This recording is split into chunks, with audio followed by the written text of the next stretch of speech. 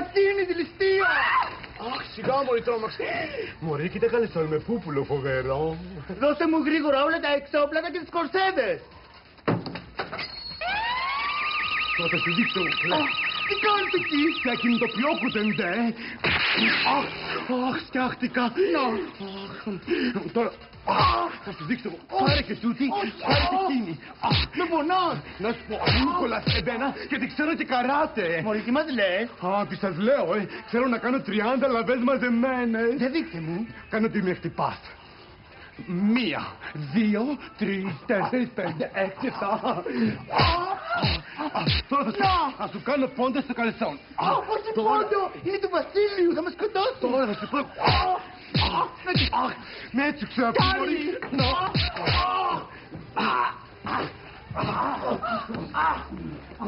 Σιγά μωρή, βρώμικα κάτω. Κύριε αστυνόμη, σωστάκι ήρθατε. Γιατί κλείνετε? Καλέ, δεν βλέπετε τι γίνεται εδώ πέρα. Τσακώνονται. Θα ήθελα ένα μπλουζάκι. Για τη γυναίκα σας. Να μην σε νοιάζει. Μόνο λίγο γρήγορα γιατί έχουμε κλείσει τον δρόμο με το περιπολικό. Καλά, καλά, κατάλαβα. Ελάτε να σας δείξω.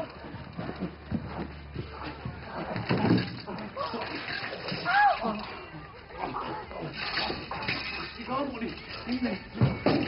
Τώρα θα σου δείξω εγώ. Όχι! Αυτή πόνεσε!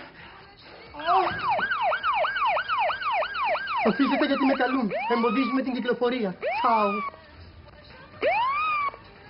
Κύριε Πόλισμαν, πού πάτε, δεν τον πάρετε μαζί? Δεν γίνεται. Είμαστε τίνγκα στο περιπολικό. Κάποια άλλη φορά. Καλά.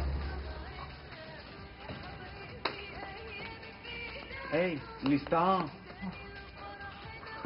Είσαι καλά? Όχι. Σε πόνεσα? Λίγο. Καλά, δεν το ξανακάνω.